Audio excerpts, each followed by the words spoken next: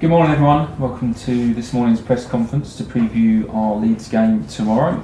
We'll operate in the usual fashion with the broadcast section first, followed by the daily newspapers second.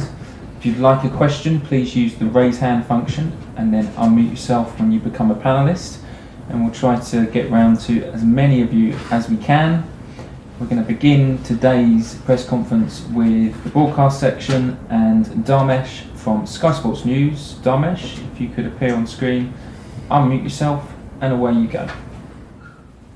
Good morning, Thomas. Good to see you. Could we start off with the team news first of all, ahead of the game? Yes, we can. Thiago had a little setback. Is it a setback? In training.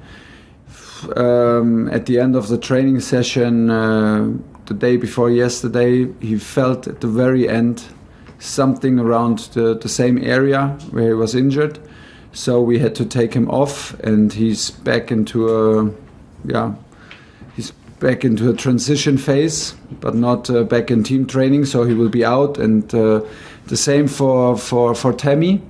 Tammy has still the ankle pain from this tackle against Burnley. It was, I think, from his game injury. He's still not 100% comfortable. Yesterday he went off. The day before it was fine. Yesterday had to cancel training. So I think these two are out for tomorrow, and everybody else is available. It's 8 wins and 3 draws since you took over in all competitions. Have you surprised yourself, and have the players surprised you at how quickly they've adapted to your methods? I don't know if surprise is the right word, because that would mean that we did not allow ourselves to achieve things like that, and that's not the case. But is it nice to see? And this is a very quick adaptation from us and from the players to ourselves. Yes, of course, clearly, and we are very, very happy with what we see and the way we play, and of course with the results. We will never forget that in football you also need luck. We will never neglect that. So this is also a big part of it. But the atmosphere, the support, and the quality of the group and the bond between the players and how they play is fantastic. And this is the base for every development and for good results. And this is what we have. But it's like a surprise. I mean, we did not think too much what is possible and what is not. We stepped in. There was no time to overthink it. Maybe that was very good. And from there on, like I said, we had a good start, and we got some results, and then we grow in confidence, and now we're on a very, very good way. But we are on the middle. We're not. It's not finished. It's a development, and it's a journey, and it's by far not finished. Christian Pulisic hasn't started in the Premier League for you. I know you said that he's been unlucky and he will have to be patient. How has he reacted to that? And do you think he will be patient? I hope so. When you sign and play for Chelsea, it is part of the job description as a player to be impatient and patient at the same time. Impatient because all of my players are competitors. All of them want to play every single minute, and this is what they all show every day: the hunger and the desire. And this is what Christian shows. At the same time, when you're not selected from the coach and from me, you have to also be patient, to not lose confidence, and to keep on going and to be ready anytime, because it can happen anytime.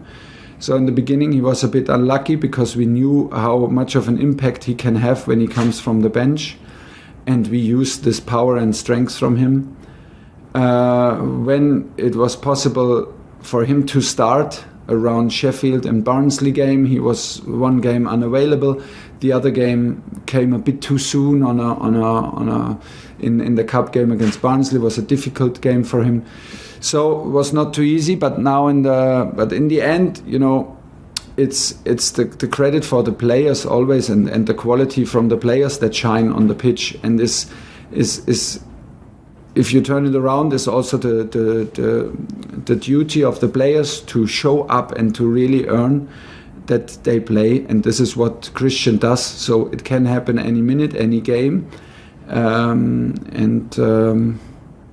yeah, at some point it's just this. I have nothing to complain. I feel him like in the last days very positive, and doing the best out of his situation, and this is what he can do. Last one, please, Damesh.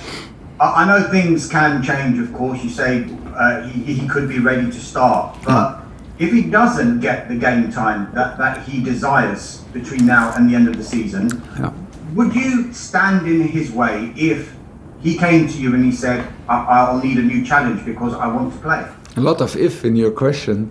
A lot of ifs. So if he starts tomorrow, and if he does brilliantly, and if he starts again against Atletico, and if he scores again 2 goals, and if maybe he's the captain next year of our squad. I don't know. I know what you mean, but this is too far ahead. We have so many games, and he is in my plans, and he is an important player, and he has the potential. He has the potential to be decisive for us from the bench, and as a beginner. Is it necessary that he can prove it? Yes. So this is my job, and his job is to be ready like everybody else. And when there comes the moment, you have to be ready. This is what you sign up for in a club like Chelsea. There's no difference between Christian and anybody else. John Southall, 5 Live. Hi Thomas. Just a word about Kai Havertz, who played well on Monday night. Where do you think his best position is, and how much potential do you see there? I think that we are pretty, from my opinion right now and today, this is pretty much maybe his best position, between a 9 and a 10, and have the freedom to drop and to move fluid between the 2 positions and to shift positions between a 10 and 9. I feel him very confident in high positions. I like to have him in high positions. I don't want to have him behind the ball. I want to have him high up the pitch. And he feels comfortable in the back of opponents. He feels comfortable in between the lines, in narrow pockets in between the lines. So this is pretty much it. If it's like a 9 when he starts all his actions from the very center of the pitch, or if it's maybe a more a half position, like between a 10 and 9, and between a winger and a 10 and a 9. This is pretty much the space where he can feel comfortable and where he can be decisive for us. He had a huge impact into our game, and we were very happy because this was not easy to come back so strong after so many games where he could not play. You come up against Marcelo Bielsa tomorrow. Yeah. Is it your first meeting with him, and do you see it as a personal challenge when you come up against somebody like him to out-tactic him? It is always a little bit, but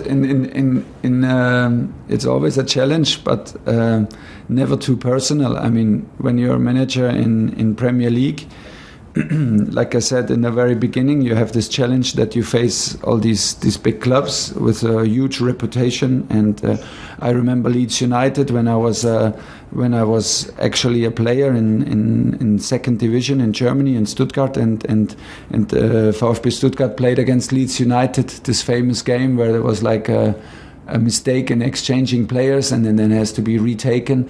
So it was more or less a Champions League game from Leeds United. And so there are big teams out there, like tomorrow again, with big history, strong players, strong managers, and Bielsa is clearly one of the most fascinating managers out there. A big personality for sure.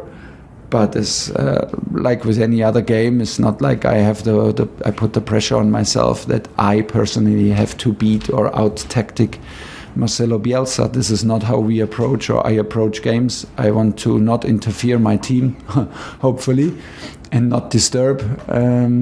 This is the secret. So we will totally focus on us, what to do, how to attack, how to defend.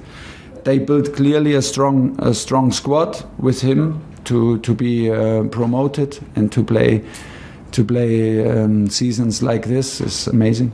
Last one, John.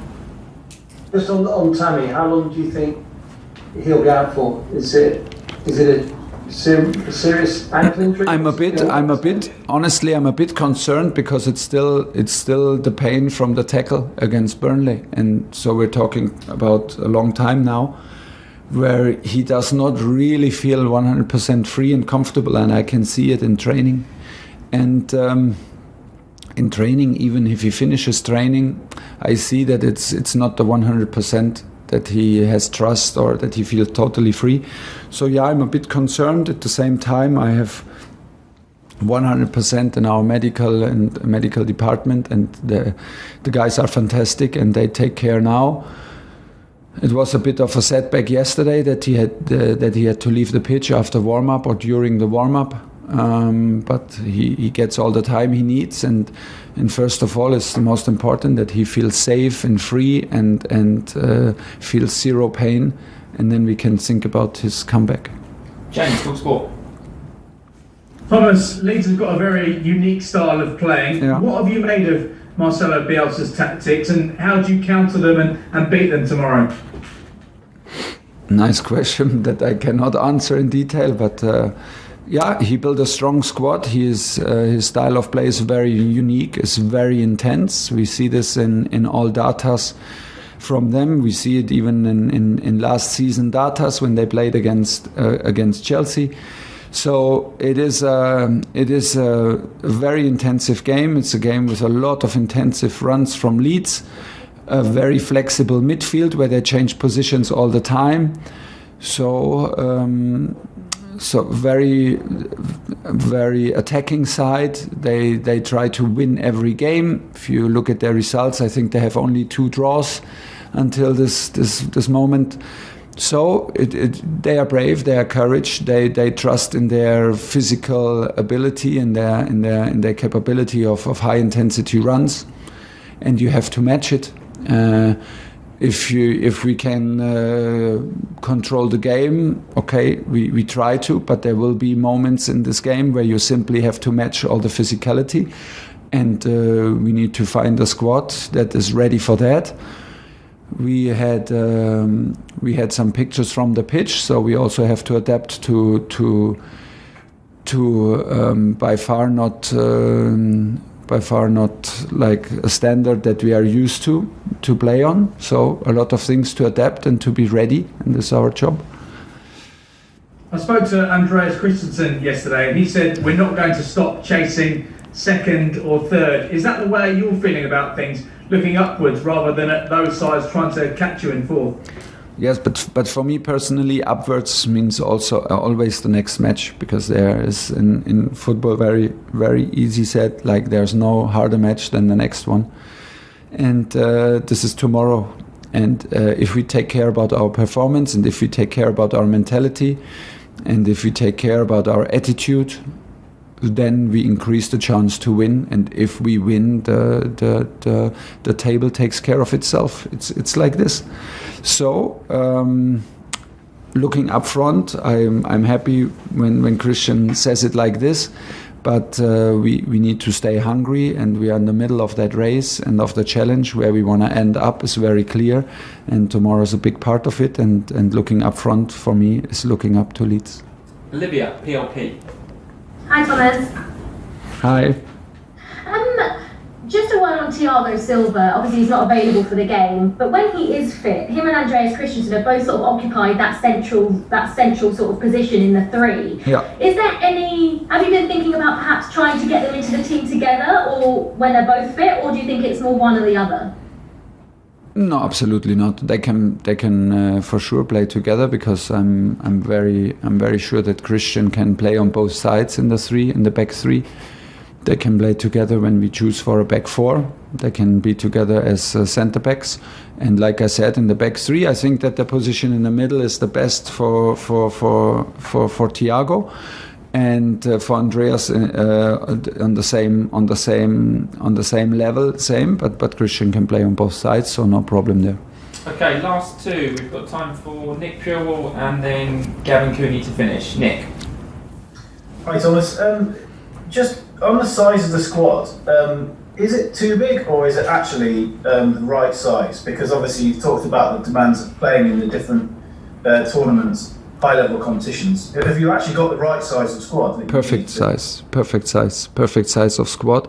Big credit for our physical and medical department, that we can choose from so many players, and that we are lucky with not having injuries for too long and for too many players. We have a perfect size of squad. The only thing that I'm missing is to have the possibility of 5 substitutes, to use more players, because it's like since many years a concern of mine, and since many years I'm saying we have to have the possibility to use more of our players. If 10 players play and I can only substitute 3, I have so many players that are not happy, that I cannot reward. And I was pushing for that in any club where I was coaching. So not even now in a let's call it like in a big club. So this is the only regret that I have, because there are players that I would normally like to reward for their effort and their attitude, but the size of the squad is actually perfect. Okay, last question, Gavin Cooney. Hi Thomas, thanks very much for talking to me. This is a question primarily of interest to your supporters in Ireland. Your coach, Anthony Barry, has joined the Republic of Ireland coaching setup as well. So Can you tell us a little bit about what his qualities are as a coach and what are his main duties on your staff? Well, you can be very happy, and you are very lucky, because he's a top coach, Anthony, who will join you and your coaching staff. We didn't know him before.